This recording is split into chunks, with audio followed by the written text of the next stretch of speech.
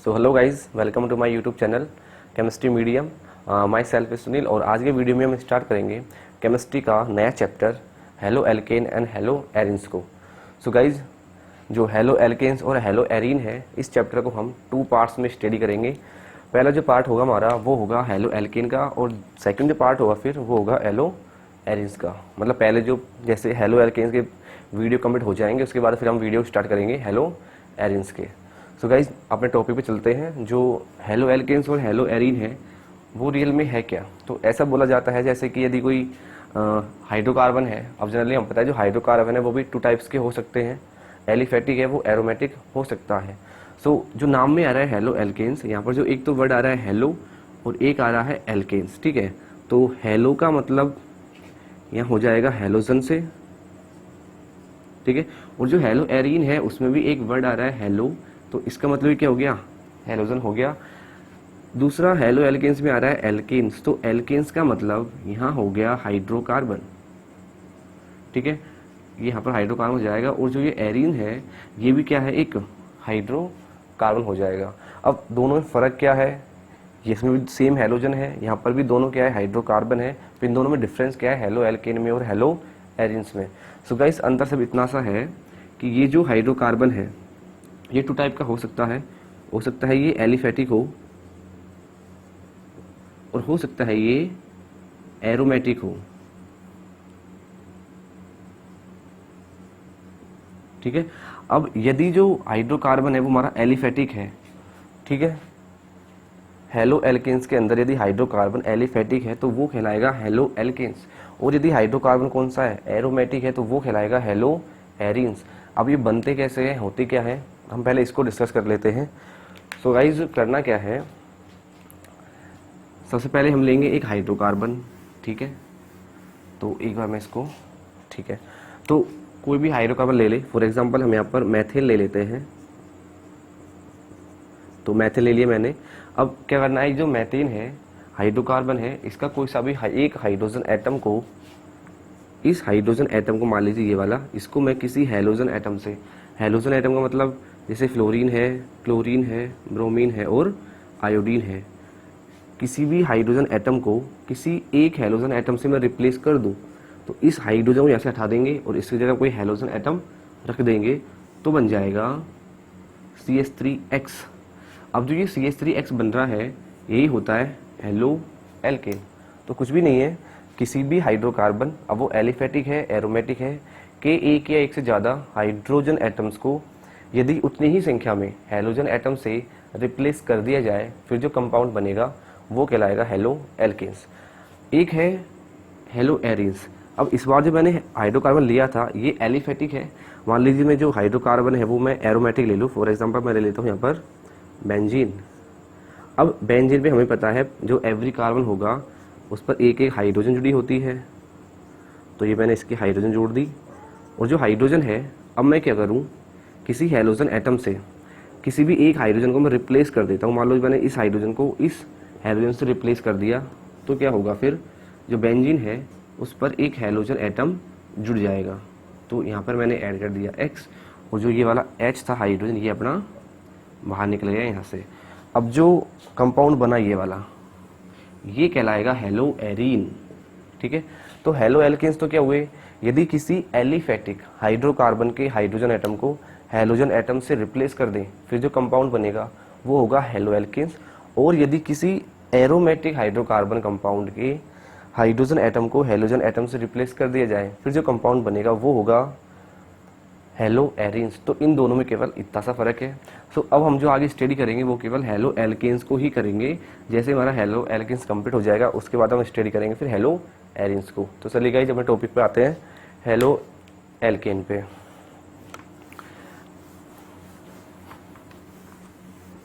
तो मैं इसको यहाँ से केवल हेलो एल्केन पढ़ेंगे, ठीक है। तो अब हेलो जो एल्केन है, ठीक है, ये हमें मालूम चल गया कि हेलो एल्केन्स होते क्या है, कैसे बनते हैं, ठीक है। सो मैं लिख सकता हूँ यहाँ पर एक बात हेलो एल्केन्स के लिए कि these are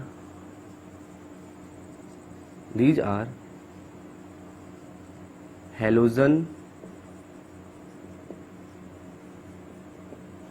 derivatives of hydrocarbon, तो ये हो सकता है यहाँ पर। और हाइड्रोकार्बन कौन सा होगा? एलिफेटिक, ठीक है। तो ये हो गया क्लियर कि जो हेलो एल्केन्स क्या है, these are halogen derivative of aliphatic hydrocarbon. तो इसके लिए फर्स्ट लाइन है ये कि जो हाइड्रोकार्बन है उसके हेलोजन डेरिवेटिव होते हैं कौन? Halo alkanes. बनाने का तरीका मैंने बताया था, हाइड्रोजन जो एटम है हाइड्रोकार्बन का उसको रिप्लेस कर दें किसी भी हेलोजन एटम से। एग्जाम्पल फिर से देख लेते हैं हम इसके एक बार। जैसे CH4 है, मैंने इसमें ऐड कर दिया Cl एटम, तो यहाँ से बन जाएगा CH3Cl, और एक एटम ऐसे अपन बाहर निकाल देंगे। फॉर एग्जांपल अगला जैसे CH3 एथेन है, इसको मैं Br से रिप्लेस कर दूं तो बन जाएगा CH3CH2 और यहाँ पे आ जाएगा Br। तो ये जो एग्जांपल हुआ ये भी हो गया किसका? हेलो एल्केन का। दोनों एग्जांपल हुए हेलो एल्केन्स के। सो गाइस ये थे हेलो एल्केन बना कि होते क्या है एक्चुअल में। अब जो नेक्स्ट हम टॉपिक पढ़ेंगे वो पढ़ेंगे हेलो एल्केन्स का क्लासिफिकेशन कैसे। सो गाइस हमारा जो अगला टॉपिक है वो है classification of halo alkanes. Halo alkanes होते क्या है ये हमने देख लिया। अब देखते हैं इसका क्लासिफिकेशन कि इसको क्लासीफाई कैसे किया गया है। सो जो फर्स्ट इसका जो बेसिस है कि फर्स्ट बेसिस क्या है इसका क्लासिफिकेशन का, जो फर्स्ट बेसिस है इसका वो है नेचर ऑफ हाइड्रोकार्बन, ठीक है। कि जो हाइड्रोकार्बन अपन लेंगे जिसका हाइड्रोजन अपन को रिप्लेस करना है हेलोजन एटम से, उस हाइड्रोकार्बन का नेचर क्या है, ठीक है, वो कौन सा टाइप का है। सो जो नेचर के बेसिस पे जो हाइड्रोकार्बन है वो एल्केन में डिवाइड कर सकते हैं हम उसको, कि वो एल्केन हो। हम उसको डिवाइड कर सकते हैं एल्कीन के अंदर, हम उसको डिवाइड कर सकते हैं एल्काइन के अंदर, ठीक है, और उसको ही हम डिवाइड कर सकते हैं एरोमेटिक हाइड्रोकार्बन के अंदर। सो हालांकि ये टॉपिक हमारा हो गया था पहले, फिर भी हम यहाँ पर चेक कर लेते हैं नेचर के बेसिस पे एरोमेटिक लास्ट में। अब जो फर्स्ट है एल्कीन, सो गाइस जो हाइड्रोकार्बन हम लेंगे हो सकता है वो एल्कीन हो, और यदि एल्कीन है तो एल्कीन का कोई भी हाइड्रोजन एटम हम किससे रिप्लेस करेंगे? किसी हेलोजन एटम से रिप्लेस करेंगे। तो यहाँ से इस H को बाहर निकाल देंगे और इसकी जगह जो हेलोजन एटम है हम इसको जोड़ देंगे, तो फिर बनेगा एल्काइल हैलाइड। तो जो प्रोडक्ट बनेगा हमारा वो हो जाएगा एल्काइल हैलाइड, ठीक है। फॉर एग्जांपल जैसे यहाँ पर मैथेन, क्या मैं एथेन ले लेता हूँ इधर, तो CH3 और इसमें मैं लगा दूँ एक हेलोजन एटम। चलो मैं यहाँ पर Cl लगा देता हूँ तो मेरे पास बन जाएगा इधर CH3CH2Cl। तो ये जो बना ये एल्काइल हैलाइड का एग्जांपल है, दैट इज एथिल क्लोराइड, ठीक है। और हो सकता है हमारा जो हाइड्रोकार्बन है वो एल्कीन हो।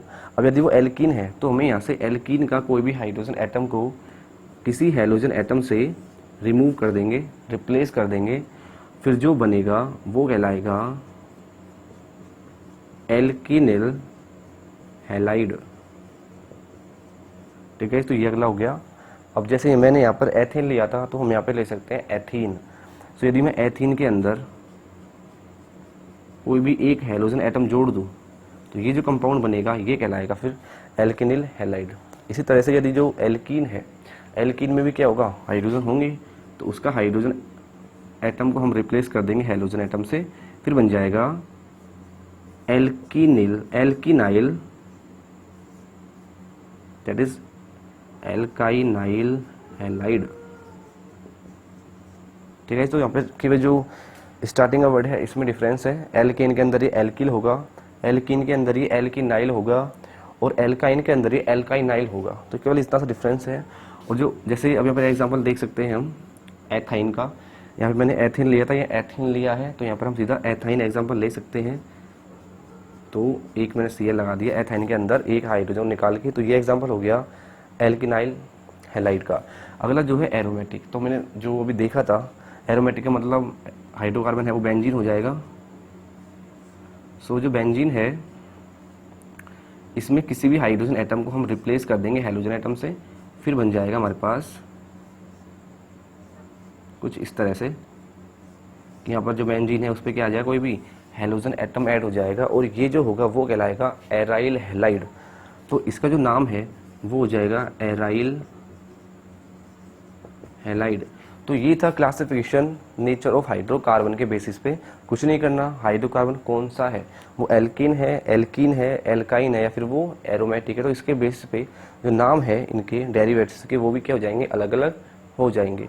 तो ये था नेचर ऑफ हाइड्रोकार्बन के बेसिस पे इसका क्लासिफिकेशन। नेक्स्ट जो इसका क्लासिफिकेशन है वो है हैलोजन एटम के नंबर के बेसिस पे, कि जो हैलोजन एटम है उसके नंबर कितने हैं हेलो एल्केन्स के अंदर। तो सेकंड जो बेसिस है क्लासिफिकेशन का वो है number of halogen atom in halo alkane.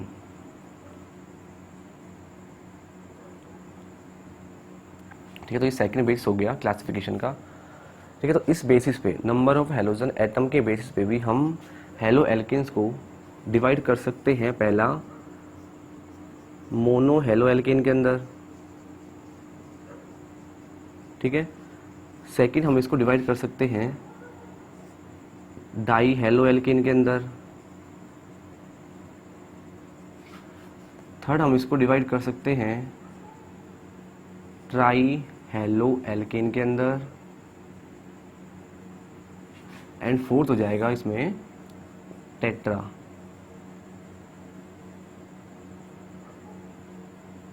ठीक है, तो चार मैंने इसको डिवाइड कर दिया, mono halo alkane, die halo alkane, try halo alkane और टेट्रा हेलो एल्केन। तो ये चार में डिवाइड हो गया। अब जो मोनो हेलो एल्केन है इसका मतलब क्या है, जो यहाँ पर जो वर्ड आ रहा है मोनो, मोनो का मतलब हो गया एक होता है, और जो हेलो है इसका मतलब हो गया हेलोजन, एल्केन का मतलब हाइड्रोजन पार्ट हो गया इसका। तो ऐसे हेलो एल्केन जिनमें केवल एक हेलोजन एटम प्रेजेंट हो, तो मैं बोल सकता हूँ कि इनके अंदर जो हेलोजन एटम की संख्या होगी वो होगी केवल एक। तो x का वैल्यू यहाँ पर एक हो जानी है। डाई में क्या होगा, दो हेलोजन एटम प्रेजेंट होंगे क्योंकि डाई हेलो है, तो x बराबर आ जाएगा यहाँ पर 2। ट्राई में आ जाएगा 3 एंड टेट्रा में आ जाएगा x बराबर ही आ जाएगा इक्वल टू 4। तो हेलोजन एटम कितने होंगे यहाँ पर, 4 होंगे।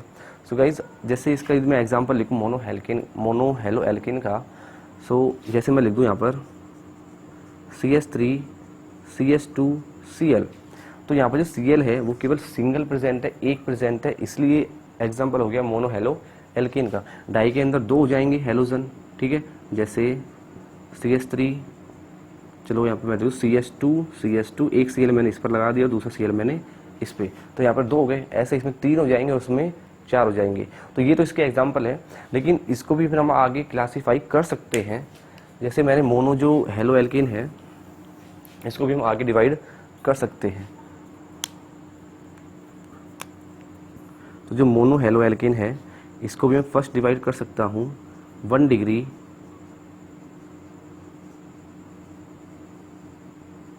एल्काइल हैलाइड के अंदर, और जो 1 डिग्री एल्काइल हैलाइड है इसको ही मैं बोल सकता हूँ प्राइमरी एल्काइल हैलाइड। तो इसका ये दूसरा नाम हो जाएगा। सेकंड मैं इसको डिवाइड कर सकता हूँ 2 डिग्री एल्काइल हैलाइड के अंदर, और इसको मैं बोल दूंगा सेकेंडरी एल्काइल हैलाइड। थर्ड में इसको डिवाइड कर सकता हूँ 3 डिग्री एल्काइल हैलाइड में, और इसको ही मैं बोल दूंगा टर्सरी एल्काइल हैलाइड। तो ये तो हो गए मोनो हेलो एल्केन्स का क्लासिफिकेशन। इसी टाइप से हम जो डाई हेलो एल्केन है इसको भी क्लासीफाई कर सकते हैं। तो इसको भी हम 3 पार्ट के अंदर क्लासीफाई कर सकते हैं। पहला जो हो जाएगा वो हो जाएगा जैम का, ये हो गया जैम डाई हैलाइड। इसमें जो सेकंड हो जाएगा वो हो जाएगा विस डाई हैलाइड, एंड इसमें ही जो थर्ड हो जाएगा वो हो जाएगा अल्फा ओमेगा डाई हैलाइड। तो 3 पार्ट में मैंने इसको डिवाइड कर दिया, जैम के अंदर, विस के अंदर और अल्फा ओमेगा के अंदर। तो अब ये होते क्या है, इनको हम एक एक को पढ़ेंगे, फिर मोनो हेलो एल्केन के एग्जांपल, फिर इसको 1 डिग्री क्या है, 2 डिग्री क्या है, 3 डिग्री क्या है, फिर डाई को, फिर इसके जो टाइप है उनको हम डिस्कस करने वाले हैं। तो पहले हम देखते हैं मोनो हेलो एल्केन्स को।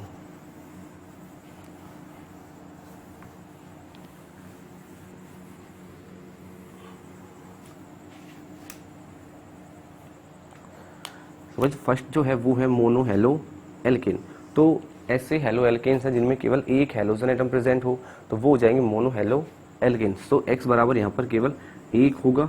फॉर एग्जांपल जैसे CH3 लिख दिया मैंने, CH2Cl, CH3Cl, कुछ भी लिख सकते हैं, लेकिन हेलोजन एटम केवल सिंगल प्रेजेंट होगा, तो वो एग्जांपल हो जाएंगे मोनो हेलो एल्केन्स के। अब फिर इसको भी मैंने फर्स्ट डिवाइड किया था अभी 1 डिग्री एल्काइल हैलाइड के अंदर, ठीक है, 1 डिग्री एल्काइल हैलाइड, और इसको ही मैंने बोला था प्राइमरी एल्काइल हैलाइड, ठीक है। तो ये है क्या एक्चुअल में, 1 डिग्री क्या है, 2 डिग्री क्या है, 3 डिग्री क्या है। सो गाइज इसके लिए मैं यहाँ पर मैंने कार्बन चैन ड्रॉ की है, ये वाली, ठीक है। सो हमें ये देखना है कि इनमें से 1 डिग्री कार्बन कौन सा है, 2 डिग्री कार्बन कौन सा है और 3 डिग्री कार्बन कौन सा है। सो इसको पहचानने के लिए क्या करना पड़ेगा, सबसे पहले हमें ये देखना है कि कोई भी कार्बन है वो दूसरे कितने कार्बन से जुड़ा है। फॉर एग्जाम्पल जैसे ये बीच वाला कार्बन है, ये इधर एक कार्बन से, ऊपर एक कार्बन से और इधर एक कार्बन से, ये टोटल 3 कार्बन से जुड़ा है, 3 कार्बन से बॉन्डेड है, इसलिए ये जो कार्बन हो जाएगा वो हो जाएगा 3 डिग्री कार्बन, ठीक है। ऐसे ही जो अगला कार्बन है ये वाला, ये 2 कार्बन से लिंक है, तो ये हो जाएगा 2 डिग्री कार्बन। और जो अगला है सबसे लास्ट में, वो केवल एक कार्बन से लिंक है, पीछे वाले से बॉन्डेड है, इसलिए ये हो जाएगा 1 डिग्री कार्बन। लाइकवाइज ये जो कार्बन है इधर, ये भी कैसा हो जाएगा 1 डिग्री, क्योंकि ये केवल इससे लिंक है, और ऊपर वाला है वो भी केवल इससे लिंक है, इसलिए ये भी कौन सा हो जाएगा 1 डिग्री कार्बन, ठीक है। तो ये था 1 डिग्री कार्बन। अब 1 डिग्री कार्बन है, इसको बोल देते हैं प्राइमरी कार्बन, 2 डिग्री को बोल देते हैं सेकेंडरी कार्बन, और जो थर्ड डिग्री है, 3 डिग्री वाला है, इसको बोल देते हैं टर्सरी कार्बन। सो ये कुछ नहीं है बस। अब होते क्या है 1 degree alkyl halide. So guys ऐसे हेलो एल्केन्स है जिनके अंदर हेलोजन एटम तो एक प्रेजेंट होगा, लेकिन जो हेलोजन एटम प्रेजेंट होगा वो 1 डिग्री कार्बन से बॉन्डेड होगा। फॉर एग्जाम्पल जैसे मैं यहाँ पर ले लेता हूँ CH3 CH2Cl, तो यहाँ हम ये चीज़ देख सकते हैं कि जो ये कार्बन है ये वाला, ये केवल इस कार्बन से जुड़ा है, तो ये कार्बन हो गया 1 डिग्री कार्बन, और जो यहाँ पर क्लोरीन एटम है वो 1 डिग्री कार्बन से जुड़ा है, इसलिए ये जो एग्जाम्पल हो जाएगा ये हो जाएगा 1 डिग्री एल्काइल हैलाइड का। तो कुछ भी नहीं करना है कि हेलोजन एटम कौन से कार्बन से जुड़ा है, तो यहाँ 1 डिग्री से जुड़ा है, इसलिए ये हो जाएगा 1 डिग्री एल्काइल हैलाइड। और भी एग्जाम्पल लिख सकते हैं CH3 CH2 CH2Br, तो ये जो कार्बन है ये केवल एक ही कार्बन से जुड़ा है, इससे केवल इससे जुड़ा है, इसलिए ये भी कैसा हो गया 1 डिग्री। और ब्रोमीन जुड़ा है 1 डिग्री कार्बन से, इसलिए ये भी किसका एग्जाम्पल हो जाएगा 1 डिग्री एल्काइल हैलाइड का। लेकिन जो अगला कार्बन है ये इस कार्बन से भी लिंक है और इससे भी, तो ये कार्बन हो गया 2 डिग्री कार्बन, लेकिन यहाँ पर ब्रोमीन इस कार्बन से बॉन्डेड नहीं है, वो केवल 1 डिग्री कार्बन से बॉन्डेड है, इसलिए 1 डिग्री एल्काइल हैलाइड का एग्जाम्पल है। अगला जो है इसके अंदर वो है 2 degree alkyl halide. So guys इसकी तरह ही जैसे यदि हेलो एल्केन्स के अंदर जो हेलोजन एटम है वो 2 डिग्री कार्बन से बॉन्डेड है, तो वो एग्जाम्पल हो जाए किसका 2 डिग्री एल्काइल हैलाइड का। तो 2 डिग्री एल्काइल हैलाइड, ठीक है। तो यदि हेलोजन एटम 2 डिग्री कार्बन से बॉन्डेड है, फॉर एग्जांपल मैं यहाँ पे ले लूँ CH3 मैंने यहाँ पर ऐड कर दिया ब्रोमीन, और यहाँ पर मैंने इसका वैलेंसी कंप्लीट कर दिया, H लगा दिया मैंने इधर, तो CH3 CH CH3 और इस पर मैंने लगा दिया ब्रोमीन। तो अब क्या करना है, ये जो बीच वाला कार्बन है ये एक तो इस कार्बन से बॉन्डेड है, दूसरा ये पीछे इस कार्बन से बॉन्डेड है, तो ये कार्बन कैसा हो गया 2 डिग्री कार्बन, और इस 2 डिग्री कार्बन से यहाँ पे जुड़ा है ब्रोमीन, इसलिए ये जो एग्जाम्पल है वो हो जाएगा 2 डिग्री एल्काइल हैलाइड का। और भी एग्जाम्पल लिख सकते हैं जैसे CH3 CH2 CH2 मैं यहाँ पर लगा दूँ Cl। तो अब भी ये जो एग्जाम्पल है वो 2 डिग्री एल्काइल हैलाइड का है, क्योंकि ये जो कार्बन है वो 2 डिग्री कार्बन है। क्लियर। नेक्स्ट जो है वो है 3 डिग्री एल्काइल हैलाइड। तो उनमें क्या होगा, जो हेलोजन एटम है वो केवल 3 डिग्री कार्बन के साथ बॉन्डेड होगा। तो एग्जांपल जैसे मैं इसका लूँ, तो अब जो ये कार्बन है, आप देख सकते हैं ये वाला कार्बन इधर एक कार्बन से, ऊपर एक कार्बन से और इधर भी एक कार्बन से बॉन्डेड है। तो ये जो कार्बन हो गया वो हो गया 3 डिग्री कार्बन। और 3 डिग्री कार्बन है तो उससे कौन जुड़ रहा है, ब्रोमीन जुड़ रहा है, हेलोजन एटम जुड़ रहा है, इसलिए ये एग्जांपल हो गया 3 डिग्री एल्काइल हैलाइड का। तो ये तो थे मोनो हेलो एल्केन्स के टाइप। अब हम डिस्कस करेंगे डाई हेलो एल्केन्स के टाइप्स को। तो इस डाई हेलो एल्केन्स ऐसे हेलो एल्केन्स हैं जिनके अंदर 2 हेलोजन एटम प्रेजेंट होते हैं। ठीक है, तो डाई हेलो एल्केन्स जिनके अंदर 2 हेलोजन एटम प्रेजेंट हो, इसका मतलब X की वैल्यू यहाँ पर 2 होनी है। तो ये तो फिक्स हो गया कि 2 हेलोजन एटम है वो प्रेजेंट होंगे डाई हेलो एल्केन्स के अंदर। फिर इसके भी टाइप थे। जैसे मैंने इसका जो फर्स्ट टाइप लिखा था वो था जैम डाई हैलाइड। अब जैम का मतलब क्या है, तो जैम जो वर्ड है एक्चुअल में ये आया है जैमिनल से। ठीक है, और जो जैमिनल है इसका मतलब हो गया यहाँ पर सेम पोजीशन। ठीक है, जैम से बना जैमिनल और इसका मतलब हो गया सेम पोजीशन।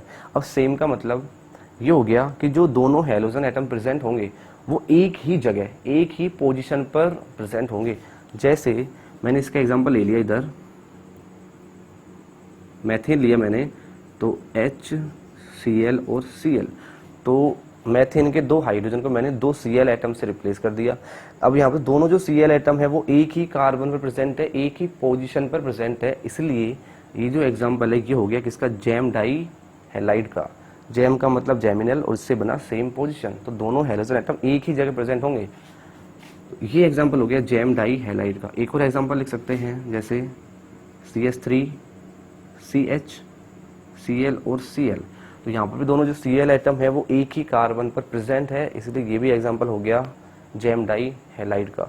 सो गाइज यहाँ पर एक बात हमें ये चेक कर लेनी है कि जिस कार्बन से हेलोजन एटम जुड़ा है उसे हम बोल सकते हैं अल्फा कार्बन। ठीक है, और अल्फा कार्बन से जो अगला कार्बन जुड़ा होता है उसको हम बोलते हैं बीटा, फिर उससे अगले को गामा, डेल्टा, ऐसे चलता रहता है। इसके बाद हम ये चेक करें कि दोनों जो Cl एटम है वो केवल अल्फा कार्बन पर ही प्रेजेंट है। तो मैं इसे ऐसे भी लिख सकता हूँ, जैम डाई हैलाइड को मैं अल्फा अल्फा डाई हैलाइड भी लिख सकता हूँ। तो इसका ही दूसरा नाम हो जाएगा अल्फा अल्फा डाई हैलाइड। ठीक गाइस, अगला जो इसका टाइप है वो है विस डाई हैलाइड। तो विस जो वर्ड है ये इससे होता है विसिनल। ठीक है, और विसिनल का मतलब होता है एडजेसेंट। ठीक है, अब एडजेसेंट का मतलब क्या है, एडजेसेंट का मतलब हो गया 2 पास वाले। ठीक है, तो एडजेसेंट का मतलब होता है 2 पास वाले। ठीक है, अब इसमें क्या होगा कि 2 हेलोजन एटम तो प्रेजेंट होंगे, लेकिन दोनों जो हेलोजन एटम है वो पास पास प्रेजेंट होंगे। पास पास प्रेजेंट होने का मतलब ये है कि एक ही कार्बन पर ये प्रेजेंट नहीं होंगे, 2 पास वाले कार्बन पर ये प्रेजेंट होते हैं। फॉर एग्जांपल जैसे मैं यहाँ पे लिख दूँ CH2 एक Cl मैंने यहाँ लगा दिया, दूसरी Cl मैंने यहाँ लगा दिया।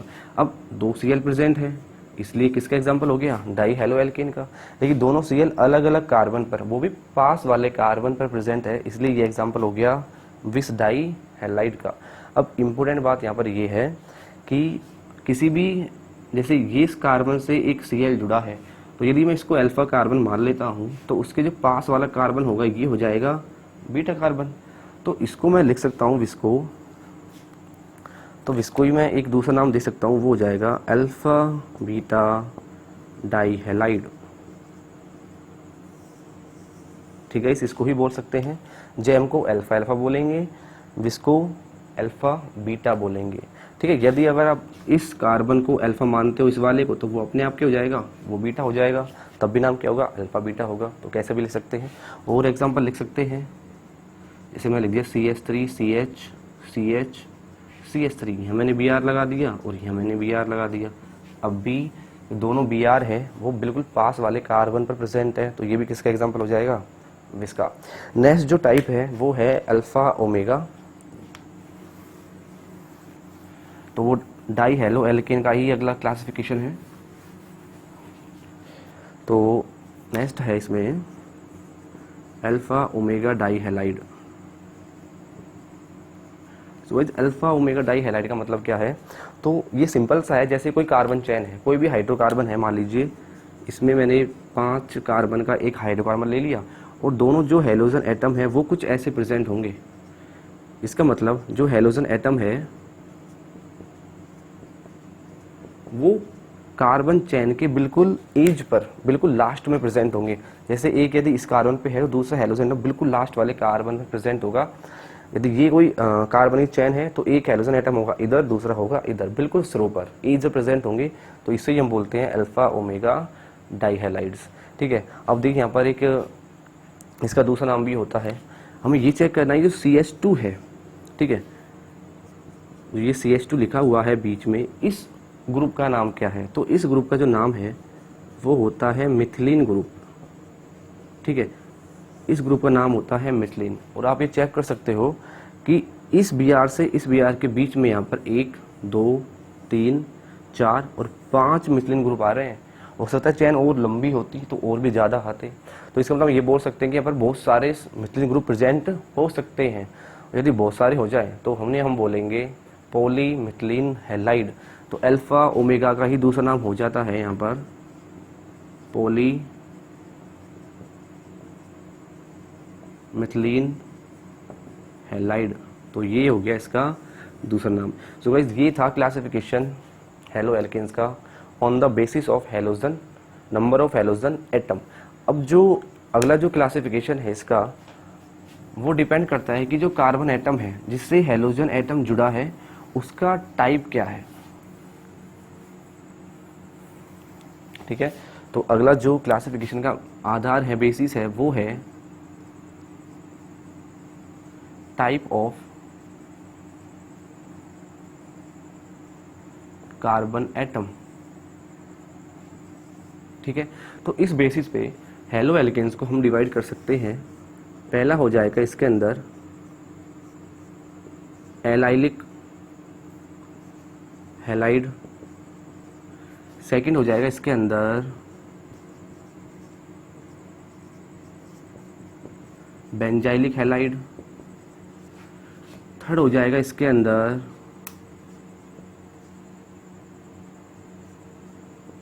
Vinylic halide, aryl halide. ठीक है, तो कार्बन के टाइप के बेसिस पे अपन ने इसको 4 भागों में डिवाइड कर दिया। अब पहला जो पार्ट है वो है एलाइलिक हैलाइड, पहला टाइप है एलाइल। सो गाइस यहाँ पर जो एलाइल है, एलाइलिक, इसका मतलब क्या है, तो ऐसे हेलो एल्केन जिनके अंदर जो हेलोजन एटम है वो एलाइलिक कार्बन से जुड़ा हो तो वो कहलाते हैं एलाइलिक हैलाइड। अब एलाइलिक कार्बन कौन सा होता है, तो एलाइलिक से आएगा इधर एलाइलिक कार्बन। और एलाइलिक कार्बन क्या है, तो ये जो कार्बन होता है एक्चुअल में ये होता है sp3 हाइब्रिड। ठीक है, sp3 हाइब्रिड होगा और ये जो sp3 हाइब्रिड कार्बन है ये जुड़ा होगा कार्बन कार्बन डबल बॉन्ड से। तो कोई भी ऐसा sp3 हाइब्रिड कार्बन जो कार्बन कार्बन डबल बॉन्ड से जुड़ा हो एलाइलिक कार्बन कहलाता है। और यदि जो हेलोजन एटम है ऐसे कार्बन से जुड़ा है तो वो कहलाता है एलाइलिक हैलाइड। फॉर एग्जांपल जैसे मैं यहाँ पर एग्जांपल ले लेता हूँ CH2 और CH3। सो गाइस हम यहाँ पर चेक कर सकते हैं ये जो कार्बन है ये sp3 है। ठीक है, sp3 हाइब्रिड है और sp3 hybrid carbon carbon carbon double bond से जुड़ा है, इसलिए ये जो कार्बन है ये कहलाता है एलाइलिक कार्बन। ठीक है, और यदि मैं इससे कोई भी हेलोजन एटम जोड़ दूं तो वो जो एग्जाम्पल होगा वो कहलाएगा फिर एलाइलिक हैलाइड। तो मैं ऐसे एक हाइड्रोजन कम कर देता हूँ और इधर मैं ऐड कर देता हूँ Cl। अब ये बन गया एलाइलिक क्लोराइड, एलाइलिक हैलाइड। तो ये था, इसका ही दूसरा एग्जाम्पल ले सकते हैं। जैसे मैं ले लूँ यहाँ पर बेंजीन सॉरी बेंजीन नहीं, साइक्लोहेक्सिन ले रहे हैं, कुछ ऐसा, ठीक है, ये वाला। तो ये जो कार्बन है ये कैसा है, ये sp3 है, और ये sp3 कार्बन आगे इस डबल बॉन्ड कार्बन से जुड़ा है, इसलिए ये जो कार्बन है ये भी कैसा है, एलाइलिक कार्बन, ठीक है। नीचे वाला कार्बन ये भी एलाइलिक कार्बन ही है। अब हमें क्या करना है, इससे कोई भी हेलोजन एटम जोड़ देना है। अब ये जो एग्जांपल आया वो वापस किसका आ गया, एलाइलिक हैलाइड का। तो बिल्कुल ये एनसीईआरटी बुक में भी दिया गया है ये वाला एग्जांपल, तो इससे एलाइलिक हैलाइड का। अगला जो टाइप है वो है बेंजाइलिक हैलाइड। तो जैसे हमने इसकी डेफिनेशन पढ़ी थी इस वाले की कि हेलोजन एटम एलाइलिक कार्बन से जुड़ा हो, तो यहाँ पर क्या होगा, जो हेलोजन एटम है वो बेंजाइलिक कार्बन से जुड़ा होगा। अब जो ये बेंजाइलिक कार्बन है ये क्या है, तो बेंजाइलिक हैलाइड से निकलेगा अपना बेंजाइलिक कार्बन। अब बेंजाइलिक कार्बन वो कार्बन है जो किसी भी एरोमेटिक रिंग से जुड़ा हो, ठीक है। तो carbon atom which linked with a aromatic ring, for example जैसे मैंने यहाँ पर ली है बेंजीन, ठीक है, और इस बेंजीन से मैंने एक ऊपर एक कार्बन लगा दिया CH3, तो ये जो कार्बन है वो इस एरोमेटिक रिंग से जुड़ा है, इसलिए ये जो कार्बन है वो हो जाएगा बेंजाइलिक कार्बन, ठीक है। तो ये कार्बन हो गया बेंजाइलिक कार्बन। और यदि अब इस कार्बन से मैं कोई भी हेलोजन एटम लगा दूं तो वो बन जाएगा हमारा बेंजाइलिक हैलाइड। तो मैंने एक हाइड्रोजन कम किया और यहाँ पर मैंने एक Cl लगा दिया, Br लगा सकते हैं, कुछ भी लगा दो, हैलाइड लगाना है तो CH2Cl। अब ये जो एग्जाम्पल हुआ वो हो गया बेंजाइलिक हैलाइड का। तो सिंपल है, बेंजाइलिक कार्बन से हेलोजन एटम जुड़ा होना चाहिए। नेक्स्ट है विनाइलिक हैलाइड। तो इसमें क्या करना है, जो हेलोजन एटम होगा वो डबल बॉन्डेड कार्बन से जुड़ा होगा। तो हम डेफिनेटली बोल सकते हैं कि जो हेलोजन एटम है वो विनाइलिक कार्बन से जुड़ा हो, और विनाइलिक कार्बन होगा sp2 हाइब्रिड, ये ध्यान रखना है। अब sp2 हाइब्रिड है, इसका मतलब हेलोजन एटम किसी डबल बॉन्डेड कार्बन से ही जुड़ा होगा, जैसे CH2 और मैंने यहाँ लगा दिया लास्ट में Cl। तो ये जो हेलोजन एटम है ये एक डबल बॉन्डेड कार्बन से जुड़ा है, और ये जो कार्बन है ये है sp2 हाइब्रिड। तो ऐसा कार्बन कहलाता है विनाइलिक कार्बन, और ये जो एग्जांपल है ये हो गया विनाइलिक हैलाइड का। नेक्स्ट है एटाइल हैलाइड। यदि हेलोजन एटम सीधा किससे लिंक हो, किसी एरोमेटिक रिंग से, सीधा ही डायरेक्टली वो एरोमेटिक रिंग से लिंक्ड है, तो वह एग्जांपल हो जाएगा हमारा एराइल हैलाइड का, जो कि हेलो एरिन्स का एग्जांपल भी है, जिसको कि हम इसके बाद पढ़ेंगे जब ये हमारा कंप्लीट हो जाएगा हेलो एल्किन्स तब। सो गाइज ये था क्लासिफिकेशन हेलो एल्किन्स का तीनों टाइप से, हाइड्रोकार्बन के नेचर बेसिस पे, नंबर ऑफ हेलोजन एटम के बेसिस पे, और टाइप कार्बन एटम के टाइप के बेसिस पे। तो अगला जो लेक्चर होगा हमारा वो होगा हेलो एल्किन्स के IUPAC नोमेनक्लेचर पे। उसमें हम देखेंगे इसका कॉमन नेम कैसे लिखते हैं, IUPAC नाम कैसे लिखते हैं, फिर उसके कुछ एग्जाम्पल्स हैं, NCERT बुक के एग्जाम्पल, इसके अलावा और बुक जो है रेफरेंस बुक नीट के लिए उनके एग्जाम्पल डिस्कस करेंगे, ठीक है, कुछ क्वेश्चंस देखेंगे। Okay guys, thank you.